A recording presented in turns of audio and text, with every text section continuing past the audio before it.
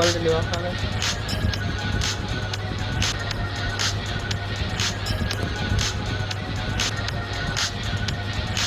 तब आप ये देखिए इसमें कहीं तालाब या तालाब होना चाहिए, भूमि लिखी है और वो भी शंखमणि।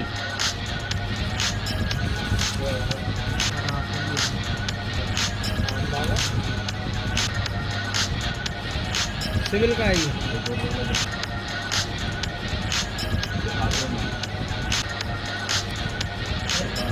नीचे कर दो, नीचे कर।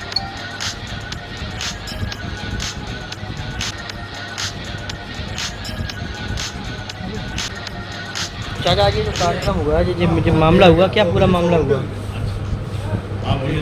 ये मामला ये हुआ कि हमने ये ज़मीन खरीदी थी शमशेर से, और शमशेर ने खरीदी थी मुराद बख्श से, और मुराद बख्श ने खरीदी थी सूबेदार से, क्या नाम था, रामेश्वर राज से, और उनके वंशज से सूबेदार उन पर आई थी। और लगातार इस फर्दों में शंखमणि दर्ज थी, मालकाना हक उन्हें प्राप्त था, और कहीं पे भी ताल या तालाब नाम की चीज़ कोई दर्ज नहीं। हमने बैनामा लिया 2008 में। 2010 में एक सिद्ध्याल एसडीएम आए थे, उन्होंने उसको ताल घोषित कर दिया, तालाब घोषित कर दिया, और जो है उस पर मुकदमा चालू हो गया। वो मुकदमा खारिज हुआ।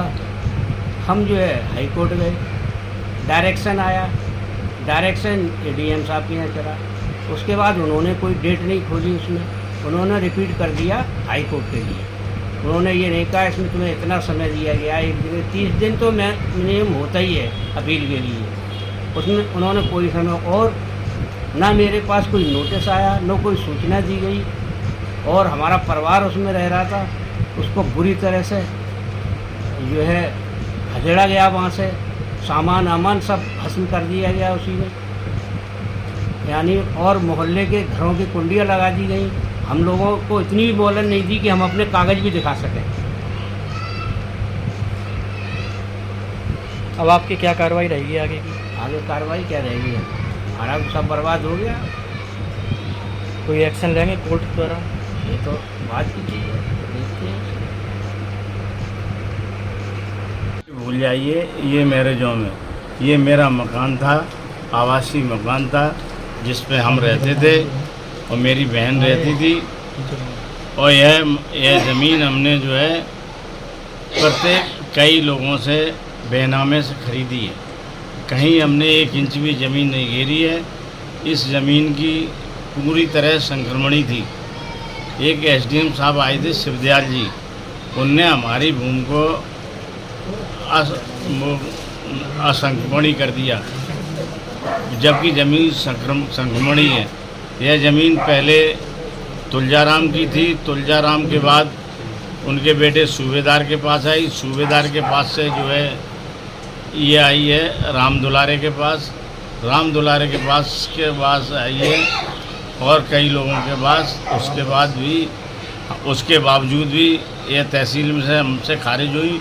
उसके बाद हम एडीएम साहब के यहाँ दावा हुआ हमारा, एसडीएम साहब के यहाँ मेरा दावा खारिज कर दिया, और हमें ये टाइम नहीं दिया, बताया गया ये कब तक का आपको टाइम दिया है, जबकि प्रत्येक जो फैसला होता है उसमें टाइम बताया जाता है, इतने दिन का टाइम है, आप दूसरी कुछ ऊंची अदालत में आप अपना अपील दायर कर सकते हैं। चेयरमैन साहब ये बता रहे हैं कि ये तालाब की भूमि थी और नोटिस भी दिया था, नोटिस वगैरह दिया गया, लेकिन ये तालाब की भूमि नहीं थी, ये भूमि संक्रमणी थी। एक एसडीएम साहब आए थे शिवदयाल जी, उनने इसे खारिज कर दी। उसके बाद ये तालाब में दर्ज कर दी गई है। प्रशासन का कह रहा है आपको नोटिस दिया था खाली करने के लिए, लेकिन आपने अभी तक मुझे कोई नोटिस नहीं दिया गया, ना मुझे समय सीमा दी गई, और मेरे पास सबके बैनामे हैं जिन जिन से मैंने खरीदी है।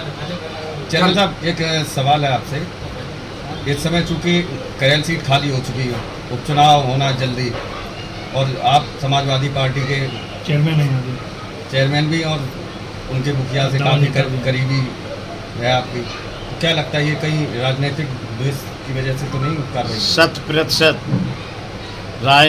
राजनीतिक द्वेष से तोड़ा गया है मेरा आवास। और इस तरह के करल में 14 तालाब है, किसी के ऊपर कोई कार्रवाई नहीं की गई। एक व्यक्ति विशेष जो हमसे जलता है, ईर्ष्या रखता है, उसी ने मेरी जो हमसे चुनाव में हार चुका है और चौथे नंबर पे आया है और अलोकप्रियता की पराकाष्ठा पे जी रहा है, उसे व्यक्तिगत रंजिश मान के उसने मेरे प्रति ये कार्रवाई करवाई। शिकायत उसी व्यक्ति ने की थी सबसे पहले आपकी? उसी ने की है और वो किसी का प्रिय नहीं है और भाजपा का भी प्रिय नहीं है। आपको क्या लगता है कि ये दबाव की राजनीति हो रही है क्या, जिस वजह से? बिल्कुल मेरा आवाज़ तो तोड़ा गया है, राजनीति से प्रेरित होकर तोड़ा गया है। मुझे कोई मौका नहीं दिया। हमारे पास सिविल का भी स्टे है, हमारे पास हाई कोर्ट में जो हमारा केस रजिस्टर्ड हो गया है उसकी भी हमने एडीएम साहब को हमने दिया है कागज, लेकिन हमारी कोई सुनवाई नहीं होगी। ऐसा तो नहीं चेयरमैन साहब जो पिछले मुकदमे जो है छिपाने के लिए वो दबाव की राजनीति कर रहा हूँ? दबाव की राजनीति तो कर ही रहा है। 307 का अच्छा ये बताओ, आज हमसे उससे लड़ाई हुई, हमारा कोई मतलब नहीं, हमसे कहता राजीनामा करवा दो, हम किसी दूसरे का राजीनामा हम कैसे करवा देंगे? और उसके ऊपर तो 10 मुकदमे हैं, उसके पूरे परिवार के ऊपर मुकदमे हैं।